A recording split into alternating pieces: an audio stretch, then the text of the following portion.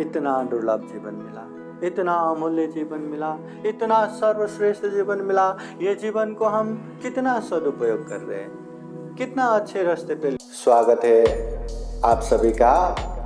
आप लोग देख रहे हैं बुद्धास टीचिंग चैनल और हम यहाँ महाकारुणिक तथागत बुद्धा और उनके शिक्षाओं के विषय में चर्चा करते हैं।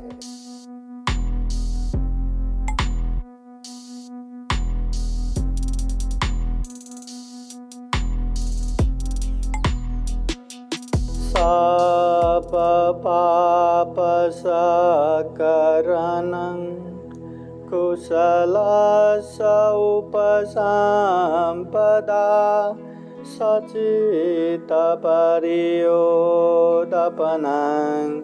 ये तं बुद्धान शासनं। महाकारुणिक तथागत बुद्ध धम्म संघ को त्रिवार वंदना। परम पूजनीय बोधिसत्व डॉक्टर बाबा साहब अम्बेडकर, उपस्थित पूजनीय भिक्षु संघ और प्रत्यक्ष अप्रत्यक्ष कार्यक्रम में उपस्थित संपूर्ण श्रद्धा संपन्न बुद्धि संपन्न उपासक उपासिकाएं। महाकारुणिक तथागत बुद्ध ने बुद्ध बनने के बाद गांव नगर जनपद देश देशांतर चारिका करते हुए जितने भी धम्म की बातें बताए, जितने भी उपदेश दिए, वो लोक के हित और कल्याण के लिए, बहुजन हिताय बहुजन सुखाय के लिए। वो धम्म हम सुनेंगे, हम समझेंगे, हम अभ्यास करेंगे तो हमारे जीवन में सुख शांति आएगा ही। इसी तरह के, इसी प्रकार के धम्म का उपदेश तथागत बुद्ध बताते हैं। तो हमें अपने जीवन में सुख चाहिए कि नहीं, शांति चाहिए कि नहीं, आराम से रहना पसंद है कि नहीं? हाँ, पसंद है ना, हर किसी को पसंद है। तो ऐसा है तो हमें अच्छे धम्म चाहिए। अच्छे धम्म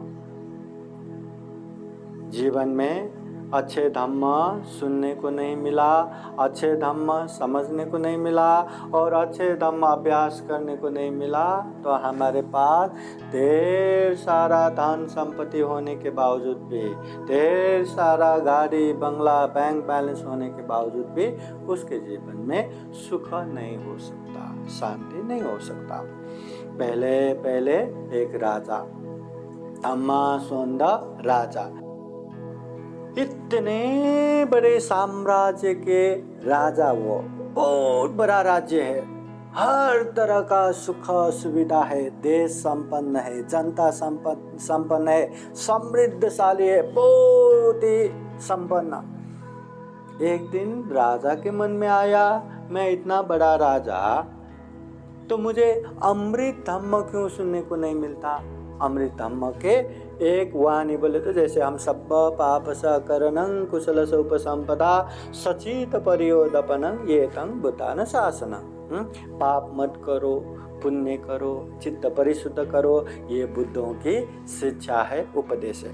ऐसा एक वाणी भी मुझे क्यों सुनने को नहीं मिलता? राजा के मन में आते। तो वो तो राजा है, उसमें तो बहुत ताकत रहता है, बहुत पावर रहता है। तो उसने पूरा दरबार बुलाया और दरबार बुला के वहाँ घोषणा कर दिया, हमारे दरबार में कितने सारे विद्वान हैं, कितने सारे पंडित हैं, क्या ऐसा कोई है जिसको अमृत धम्म मालूम है? अगर मालूम है तो कृपया करके वो अमृत धम्म मुझे बताए। उनके महल में इतने सारे लोग, इतने सारे विद्वान पंडित, मगर अमृत धम्म मैं जानता हूँ, मैं बता सकता हूँ करके बोलने वाला वहाँ कोई भी नहीं मिला। राजा निराश हो गया, इतना संपन्न मेरे दरबार, इतने दरबार में पंडित है, विद्वान है, पुरोहित है, पर किसी को भी अमृत धम्म मालूम नहीं, ये कैसे चमत्कार? तो ठीक है, अगर आप लोग नहीं जानते तो देखो किसको पता है, पूछो और मुझे बताओ। अगली बैठक में मुझे अमृत धम्म सुनना है। अगले बैठक हुआ, अगले बैठक हुआ, पर अमृत धम्म जानने वाला, अमृत धम्म सुनाने वाला कोई नहीं मिला। फिर अभी ऐसा नहीं, राजा ने घोषणा कर दिया देश भर में, घोषणा कर दिया कि जिसको अमृत धम्म पता है और जो व्यक्ति राजा को आके वो अमृत धम्म बताएगा उसको 1000 स्वर्ण मुद्राएं दिया जाएगा। फिर भी कोई नहीं आया। 2000 स्वर्ण मुद्रा, कोई नहीं आया। 5000 स्वर्ण मुद्रा, 10,000 स्वर्ण मुद्रा, होते होते अरे बाबा कोई अमृत धम्म एक तो सुनाए, मैं उसको आधा राज्य देता हूँ। फिर भी कोई नहीं आया। चलो पूरा राज्य देता हूँ, फिर भी कोई नहीं आया। फिर राजा निराश हो गया कि ऐसे अमृत धम्म भी सुनने को नहीं मिलता और मैं ऐसे सम्राट बन के क्या करूं, अभी मैं अमृत धम्म के खोजे में निकलता हूं करके दरबार से बिना किसी को बताए वैसे ही रात को निकल पड़ा। और यहाँ वहाँ जंगल, गांव, आश्रम, यहाँ वहाँ ढूंढते फिरा कि कोई तो अमृत धम्म जानने वाला मिले, कोई तो मुझे सुनाए। किसी को पता ही नहीं। चलते चलते चलते चलते घनघोर जंगल में पहुंच गया और जंगल के बीचों बीच में पहुंचा तो देखते हैं वहाँ एकदम भयानक एक यक्ष राक्षस वहाँ पे पड़ा है। बहुत बूढ़ा हो चुका है, बहुत ही अशक्त हो चुका है, मरने जैसा हालत। अभी ऐसे एक 6 लोगों का आयुमान जो है बहुत लंबा रहता है। तो राजा को लगा इसका आयु तो बहुत लंबा रहेगा, कम से कम इसने तो अमृत धम्म जाना होगा। चलो इससे पूछता हूँ। राक्षस से भागा नहीं, उसके पास ही जाके पूछते हैं, अरे यक्ष आपने अमृत धम्म सुना है क्या? क्या आप मुझे अमृत धम्म बता सकते हैं क्या? वो बोलते हैं हाँ मैंने सुना है, हाँ मैं जानता हूँ, हाँ मैं बता सकता हूँ। अरे मेरा भाग्य, ठीक है आप बताओ मुझे अमृत धम्म। राक्षस बोलते हैं मुझे क्या मिलेगा, अभी क्या दे सकता हूँ? तो वो बोलते हैं मैं बहुत दिनों से भूखा हूँ, मैं बूढ़ा हो गया, मैं चल फिर नहीं सकता, मैं इधर उधर नहीं जा सकता, इसलिए बहुत दिनों से भूखा हूँ, भूख से मरने वाला हूँ, मुझे खाना चाहिए। अभी खाना क्या दूँ? तो मैं आपको खाऊंगा। बोले अरे मुझे खाएंगे तो आप किसको बताएंगे? ऐसा करो पहले मुझे बताओ, फिर मुझे खाना है तो खाओ। देखो एक अमृत धम्म सुनने के लिए पूरा राज्य देने के लिए तैयार, राज्य छोड़ने के लिए तैयार और मरने के लिए भी तैयार। फिर वो एक से बोलते हैं नहीं नहीं नहीं मुझ में इतना शक्ति नहीं है, मैं बहुत भूखा हूँ, पहले मैं तुम्हें खाऊंगा फिर बताऊंगा। राजा कहते हैं मुझे खाएंगे तो किसको बताओगे? पहले बताओ फिर खाओ। नहीं नहीं नहीं, बात नहीं जमा। फिर राजा ने बात को ऐसे जमाया कि ठीक है ये बहुत बड़ा पत्थर है, मैं पत्थर के ऊपर चढ़ता हूँ, तुम नीचे आ करके मुंह खोल के बैठो, मैं ऊपर से तुम्हारे मुंह पे कूदी मारता हूँ, जंप करता हूँ। ऊपर से जंप करने के बाद नीचे मुंह तक पहुँचते पहुँचते कम से कम जो 30 सेकेंड 1 मिनट का समय मिलेगा ना, बस उतने समय में मुझे अमृत धम्म बताओ। तैयार हो क्या? बोले तो हाँ अभी आने तो वाला ही है, ठीक है मैं बताता हूँ। ठीक है, वो ऊपर पहाड़ पे चढ़ गया, वो नीचे आ करके बैठा।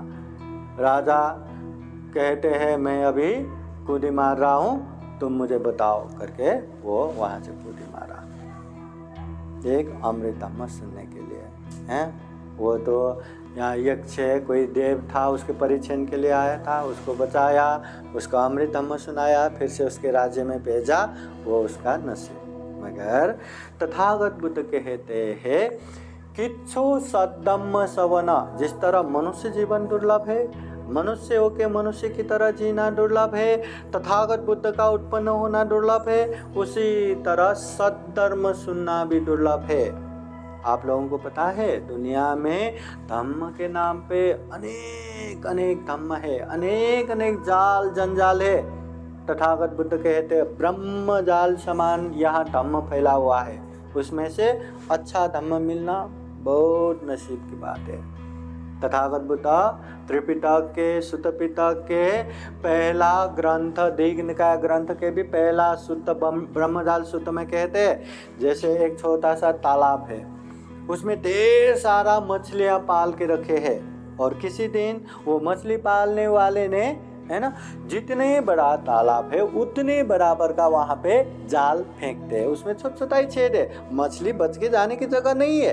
तो ऐसे पूरा तालाब में वो जाल फैलाएंगे तो तालाब में जितने भी मछलियां हैं सबके सब वो जाल में आएगा कि नहीं आएगा, बच नहीं सकता, कोई एक आध बच सकता है। हाँ, वैसे ही दुनिया में ब्रह्म जाल समान, अर्थ जाल समान, दृष्टि जाल समान ऐसे धम्म फैला हुआ है जिससे बचना वो तालाब के मछलियों को वो जाल से बचने जैसा ही है, नहीं बच सकता। तो ऐसे में सही धम्म सद्धर्म मिलना बोले तो बहुत ही दुर्लभ है। इसलिए जब जब हमें सद्धर्म मिलता है उसको अच्छे से सुनना है, उसको अच्छे से समझना है। हाँ, उसको कोई भी बात सुना साधु साधु करके उसको पालन करके बैठना, ये हमारा धम्म नहीं है, ये मनुष्य का आचरण नहीं है। हम मनुष्य है, हमें चिंतन मनन करने की शक्ति है, विवेक बुद्धि है, प्रज्ञा है, हम हर चीज को अच्छे बुरे पाप धम्म कुशल अकुशल योग्य अयोग्य उचित अनुचित अच्छे से जान सकते हैं, और जितने भी बुरे हैं उससे दूर रह सकते हैं, जितने भी अच्छे हैं उसमें आगे बढ़ सकते हैं। इसलिए हम मनुष्य हैं, इसलिए ये जीवन दुर्लभ है, इसलिए सारे प्राणियों में ये जीवन सर्वश्रेष्ठ है। ऐसा सर्वश्रेष्ठ जीवन मिला है, इसलिए हर बात आंखें बंद करके साधु साधु करके स्वीकारना नहीं है। जिस तरह एक राजहंस को कितना भी पानी और दूध मिला के बर्तन में या पीने के लिए दो ना, तो वो दूध पी के एक तरफ से पानी फेंक देगा। उसी तरह से हम कोई भी बातें सुनने को मिले, देखने को मिले, पढ़ने को मिले, जानने को मिले, उसमें से चिंतन मनन करके जो जो अच्छा है उसको धारण करना है, जो जो अच्छा नहीं बुरा है या समझ में नहीं आता उसको साइड में रखना है, और अच्छा जो है उसको पालन करना है, जो बुरा है उससे दूर रहना है। इसलिए तथागत बुद्ध क्या कहते हैं, धम्मं चरे सुचरितं, अच्छे धम्म का पालन करो, नतं दुच्चरितं चरे, दुश्चरित धम्म का पालन नको करो, मत करो। धम्मचारी सुखं सेति, धम्म करने वाला, धम्म पालन करने वाला एक धम्मचारी व्यक्ति बहुत सुख पूर्वक रहता है, शांत पूर्वक रहता है। अस्मिन् लोके परमिता, ये लोक में भी परलोक में भी, यहाँ भी वहाँ भी, इधर भी उधर भी, अभी भी बाद में भी वो सुख पूर्वक रहेगा। धम्मो हवे रखति थी धम्मचारी, जो धम्म करता है धम्म उसको रक्षा करता है। इसलिए तथागत बुद्ध कहते हैं जीवन में सुख चाहिए, शांति चाहिए, आनंद चाहिए तो धम्म समझो, धम्म पालन करो। जब अच्छे धम्म को समझ के अच्छे से पालन करेंगे तो जीवन में सुख शांति आएगा ही। इतना दुर्लभ जीवन मिला, इतना अमूल्य जीवन मिला, इतना सर्वश्रेष्ठ जीवन मिला, ये जीवन को हम कितना सदुपयोग कर रहे हैं, कितना अच्छे रास्ते पे लेके बैठे हैं। दिन में कितना घंटा मिलता है, कितना घंटा मिलता है? 24 घंटा एक दिन का, एक दिन रात का 24 घंटा है। वो 24 घंटे में हम कितना घंटा अच्छा करते हैं, कितना घंटा बुरा करते होंगे। शरीर से अच्छे बुरे करना या वाणी से अच्छे बुरे बोलना, मन से अच्छे बुरे सोचना, ज्यादा अच्छा करते होंगे कि बुरा करते होंगे? बुराई करते होंगे। तो जितना हम बुरा ज्यादा करेंगे उतना ज्यादा अकुशल होगा कि कुशल होगा, पाप होगा कि धम्म होगा? पाप होगा। और पाप का परिणाम सुख आएगा कि दुख आएगा? दुख आएगा। और हमें वो दुख चाहिए क्या? हमें क्या चाहिए? सुख चाहिए। और सुख के लिए हमें क्या करना है? कुशल कर्म करना है, धम्म करना है। और दिन में एक दिन भर में भी हम ज्यादा कुशल कर्म नहीं करते, धम्म नहीं करते, ज्यादा अकुशल करते, पाप करते, तो ज्यादा सुख आएगा कि दुख आएगा? हम जैसा करेंगे वैसा ही तो होगा ना, बराबर ना। इसलिए तथागत बुद्ध कहते हैं अच्छा धम्म समझो, पालन करो, बुरे धम्म से दूर रहो। कम से कम देखिए, सुबह से शाम तक, शाम से कल सुबह तक हम जो ये दिन बिता रहे, कम से कम ये ध्यान में रख के चलो कि मैं शरीर से गलत नहीं करूँगा, मैं वाणी से गलत नहीं बोलूँगा, मैं मन से गलत नहीं सोचूंगा। शरीर से अच्छा करे, बहुत अच्छी बात है, पुण्य है। वाणी से अच्छा बोले, बहुत अच्छी बात है, पुण्य है। मन से अच्छा सोचे, बहुत अच्छी बात है, पुण्य है। पर कम से कम शरीर से अच्छा न कर पाए तो गलत तो मत करो। वाणी से अच्छा न बोल पाए तो गलत तो मत बोलो। मन से अच्छा न सोच पाए तो गलत तो मत सोचो। ये भी पुण्य है, ये भी धम्म है।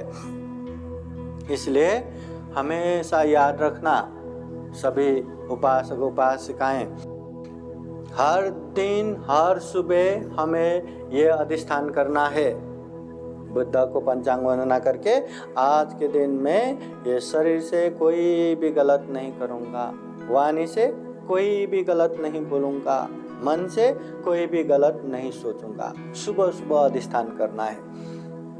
और सोने से पहले रात में आंखें बंद करके ये विचार करना है कि आज मैंने शरीर से कहीं गलत तो नहीं किया, आज मैंने वाणी से कहीं किसी को गलत तो नहीं बोला, आज मैंने मन से कोई गलत तो नहीं सोचा। ये सोचना है। तो कम से कम शरीर से 3 पाप नहीं करना। क्या क्या पाप नहीं करना? पानातिपाता, अदिन्नादाना, कामेषु मिच्छाचारा। शरीर से प्राणी हिंसा नहीं करना, किसी को दुख नहीं देना, अपने से छोटे अपने से कमजोर व्यक्तियों को भी दुख नहीं देना, शोषण नहीं करना, हिंसा नहीं करना, पहला। दूसरा, अदिन्नादाना, चोरी नहीं करना, बिना दिए किसी का उठा के नहीं देना, चाहे वो भाई बहन का ही क्यों ना हो, चाहे अपने माता पिता का ही क्यों ना हो, चाहे अपने मित्र का ही क्यों ना हो, बिना पूछे बिना दिए उठा के नहीं लेना। अगर लिया तो वो चोरी हो गया। कामेषु मिच्छाचारा वैरमणि, काम मिथ्याचार व्यभिचार नहीं करना, पर स्त्री पर पुरुष गमन नहीं करना, ये शरीर से 3 पाप नहीं करना। हमेशा सुबह सुबह मैं ये पाप नहीं करूँगा, और रात को कहीं मैंने हिंसा तो नहीं किया, कहीं मैंने चोरी तो नहीं किया, कहीं मैंने व्यभिचार तो नहीं किया, ये परिचय करना है। अगर कर भी लिया तो महसूस करो कि आज मेरे से ये हो गया, आगे से मैं नहीं करूँगा, आगे से ये पाप नहीं दोहराऊँगा। बस इसी तरह आगे बढ़ेंगे। वैसे ही ये वाणी से भी 4 प्रकार का पाप नहीं करना। 4 प्रकार का पाप बोले तो मुसावादा, फरुसावादा, पिसून वाचा और संपप्पलाप वाचा। मुसावादा, असत्य झूठ नहीं बोलना, जो गलत है, जो विपरीत है, जो देखा है उसको नहीं देखा बोलना, जो नहीं देखा है उसको देखा है बोलना, जो सुना है उसको नहीं सुना बोलना, जो नहीं सुना उसको सुना है, मतलब विपरीत बात है, जो गलत बात है, जो असत्य है, ऐसे असत्य ऐसे झूठ नहीं बोलना चाहिए। मजाक में भी झूठ नहीं बोलना चाहिए। दोस्तों में लोगों में खूब मजाक करते, खूब झूठ बोलते और बड़ा बड़ा फेंक के बैठते हैं, ऐसा झूठ भी नहीं बोलना, ये भी अकुशल है, ये भी पाप है। फिर लोगों को मतलब चुगली नहीं करना, दूसरे मिले हुए को अनेक बातें लगा के उन लोगों को अलग नहीं कराना, उन लोगों में झगड़ा नहीं लगाना, चुगली नहीं करना। फिर लोगों की निंदा चर्चा करके नहीं बैठना, अमुक व्यक्ति ऐसा है, अमुक व्यक्ति वैसा है, हमें पता है ना, वो बाहर से ऐसा है, अंदर से तो ऐसा है, वैसा अनेक निंदा चर्चा करके बैठते हैं, ऐसे बुरा भला कह के भी नहीं बैठना। फिर लोगों को गाली गलौज या कड़ा अपशब्द ऐसे शब्द प्रयोग करके भी नहीं बैठना, यह भी वाणी से करने वाला पाप है। तो हर सुबह ये अधिष्ठान करना कि मैं वाणी से झूठ भी नहीं बोलूँगा, चुगली भी नहीं करूँगा, कड़ा अपशब्द भी नहीं बोलूँगा, निंदा चर्चा भी नहीं करूँगा। और हर शाम को रात को सोने से पहले कहीं मैंने आज झूठ तो नहीं बोला, कहीं चुगली तो नहीं किया, कहीं कड़ा अपशब्द तो नहीं बोला, कहीं निंदा चर्चा तो नहीं किया। ये ध्यान में रखना जरूरी है। हाँ, तो उसी तरह ये मन से भी 3 तरह का पाप नहीं करना। अभिज्ञा, व्यापाद, मिथ्या दृष्टि। अभिज्ञा, लोभ लालच नहीं रखना, चाहे वो सजीव हो चाहे निर्जीव हो। कोई भी अच्छा चीज़ देखते ही अरे ये कितना अच्छा है, ये मुझे चाहिए, ये मेरा चाहिए, ऐसे भाव आता है। वो लोभ आया खत्म हो गया ऐसा नहीं होता। हाँ, ऐसे मन में मल्टीप्लाई होके गुणात्मक होके बैठता है कि अभी तो जैसा भी करो, जो भी करो, चाहिए चाहिए चाहिए चाहिए चाहिए बस। हाँ, चाहे शादी हो, चाहे गहना हो, चाहे कोई भी मोबाइल हो, वस्तु हो, चाहे इंसान हो, बस चाहिए चाहिए चाहिए। ऐसे आसक्त होने के बाद वो इंसान को जिंदगी में ऐसा कोई भी पाप नहीं, कोई भी अकुशल नहीं अभी जो वो नहीं कर सकता। इसलिए जहाँ लोभ है वहाँ अकुशल है, जहाँ लोभ है वहाँ पाप है, जहाँ लोभ है वहाँ दुख कष्ट है। इसलिए ये लोभ नहीं रखना। दूसरा, द्वेष नहीं रखना लोगों के प्रति। उसने मुझे ऐसा किया, उसने मुझे ऐसा बोला, उसने मुझे ऐसा सोचा, मैं भी उसको कहाँ छोड़ूंगा, मैं भी उसको ऐसा करूंगा वैसा करूंगा करके बदला लेने की भावना रख के उसके प्रति द्वेष भाव रखते हैं, क्रोध भाव रखते हैं, गुस्सा रखते हैं। तो ये द्वेष भी बहुत खतरनाक है। हाँ, ये द्वेष जैसा अग्नि, ये आग तो कितना जलाएगा। हाँ, पर ये द्वेष इतना जलाता है, न खुद को चैन से रखेगा, न अपनों को चैन से रखेगा, न खुद जी पाएंगे न दूसरों को जीने दे पाएंगे। इसलिए ये द्वेष खत्म करना है, द्वेष भाव नहीं रखना। जैसे ही किसी का द्वेष उत्पन्न हो गया, ये इंसान ने मुझे ऐसा किया, वो याद आते अरे उसने ऐसा भी तो अच्छा किया। अच्छा सोच के, पॉजिटिव सोच के वो द्वेष को वहीं के वहीं खत्म करना चाहिए। नहीं तो वो ऐसे गांठ बांधेगा, गांठ बांधेगा, वो गांठ बांटे जैसे बम जैसा विस्फोट हो जाएगा। इसलिए ये द्वेष भाव नहीं रखना। और तीसरा, मिथ्या दृष्टि नहीं होना, गलत धारणा नहीं रखना। हाँ, पाप को धम्म, धम्म को पाप, अच्छे को बुरे, बुरे को अच्छे ऐसा समझ के नहीं बैठना। गलत धारणा सबसे डेंजर है। हमारा सबसे बड़ा विलेन ये बाहर के लोग नहीं, ये हमारा मिथ्या दृष्टि है। क्योंकि गलत धारणा, हाँ, आप अपने बच्चे को मिथ्या दृष्टि से देखेंगे, वो गलत देखेंगे, तो उसका कोई भी बात है आपको अच्छा ही नहीं लगेगा। हाँ, अभी वो कुछ भी बोलो अच्छा ही नहीं लगेगा। मगर अच्छे दृष्टि से देखेंगे, हाँ, बच्चे ने सुसु भी किया, छी भी किया, वो भी अच्छा ही लगता है ना। इसलिए ये मिथ्या दृष्टि नहीं होना। हम पुण्य कर रहे, धम्म कर रहे, उसमें भी अरे कहीं मैं पाप तो नहीं कर रहा हूँ, ऐसा लगा तो वो क्या धम्म करता रहेगा क्या? वो पुण्य आगे भी करेगा क्या? नहीं। और जो व्यक्ति पाप करता है, गलत करता है, फिर भी वो सोचता है मैं बहुत अच्छा कर रहा हूँ, इससे मेरा फायदा हो रहा है, इससे मेरे परिवार का फायदा हो रहा है, इससे मुझे पैसा मिल रहा है, इससे मुझे मजा आ रहा है, तो वो व्यक्ति वो पाप छोड़ेगा क्या? वो पाप से दूर हो पाएगा क्या? बिल्कुल नहीं। इसलिए ये मिथ्या दृष्टि बहुत गलत है। दुख को दुख न समझना, दुख के कारण को दुख के कारण न समझना, दुख मुक्त निर्वाण न जानना, और निर्वाण पहुंचने का आर्य अष्टांगिक मार्ग है, मध्यम मार्ग है, शील समाधि प्रज्ञा का मार्ग है, ये भी न जानना, ये मिथ्या दृष्टि है, ये अंधविश्वास है। इसलिए ये भी मन से करने वाला पाप है। इसलिए हर एक सुबह ये अधिष्ठान करना है कि मैं मन से ये 3 पाप नहीं करूँगा। मैं लोभ जागने नहीं दूंगा, मैं द्वेष जागने नहीं दूंगा, मैं मिथ्या दृष्टि जागने नहीं दूंगा। और हर शाम, हर रात को सोने से पहले हमें परीक्षण करना है, कहीं आज मैंने लोभ तो नहीं रखा, किसी चीज़ में लोभ तो उत्पन्न नहीं हुआ, किसी चीज़ में द्वेष तो उत्पन्न नहीं हुआ, चिड़चिड़ा, गुस्सा, क्रोध तो उत्पन्न नहीं हुआ, और किसी चीज़ में मिथ्या दृष्टि तो नहीं हुआ, गलत धारणा तो उत्पन्न नहीं हुआ, तो ये सोचना है, अगर आ भी गया तो आया था, मुझ में लोभ आया था, मुझ में द्वेष आया था, मुझ में मिथ्या दृष्टि आया था, वो महसूस करके आगे से उसको नहीं करूँगा।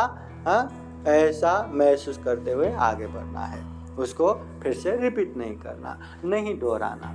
ऐसे करते करते धीरे धीरे धीरे धीरे पाप छोड़ते छोड़ते जाएंगे ना, ज़्यादा समय लगेगा भी नहीं हमें शुद्ध होने के लिए। मगर हम नहीं देखते हैं ना, करते हैं ना, ऐसा करके बैठेंगे ना। ये एक चीज़, अगर मजाक में आप झूठ बोलते तो वो झूठ बोलते रहेंगे, बोलते रहेंगे, कभी छोड़ेंगे नहीं, तो कभी फिर शुद्ध हो पाएंगे। इतना दुर्लभ मनुष्य जीवन चल रहा है ना।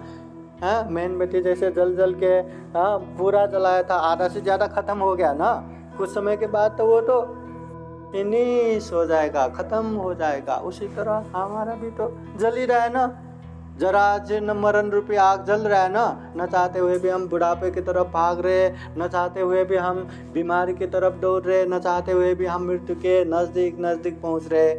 कब कहाँ कैसे खत्म होगा, खत्म। तो ऐसे में अगर हमें यहाँ भी सुख चाहिए, वहाँ भी सुख चाहिए, यहाँ भी शांति चाहिए, वहाँ भी शांति चाहिए, तो धम्म को समझो, धम्म को महसूस करो और पालन करो। जितना पालन करेंगे उतना ही हमारा कल्याण होगा, उतना ही हमें सुख शांति मिलेगा, और हमारी वजह से हमारे अपनों का भी सुख शांति होगा, हमारे प्रिय व्यक्तियों का भी सुख शांति होगा। इसलिए हम यही कामना करेंगे कि हम भी जीवन में खूब धम्म को सुन सके, समझ सके, महसूस कर सके, और उसको अभ्यास करते करते जीवन में खूब पुण्य कर सके, खूब कुशल कर्म संचय कर सके, और ये दुर्लभ, ये अमूल्य, ये सर्वश्रेष्ठ मनुष्य जीवन को सफल बना सके, सार्थक बना सके, अंत में जन्म जरा व्याधि मरण से मुक्त निर्वाण तक प्राप्त कर सके। ऐसी कामना करते हुए ये आज का ये धम्म देशना यहीं समापन करते हैं। सबका मंगल हो, सबका कल्याण हो। भवतु सबका मंगलम्।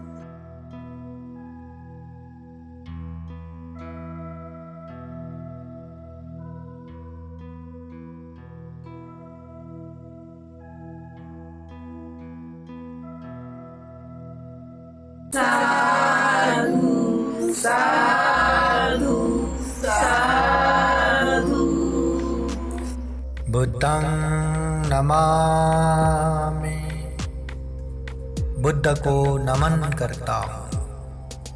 धम्मं नमामि, धम्म को नमन करता हूँ।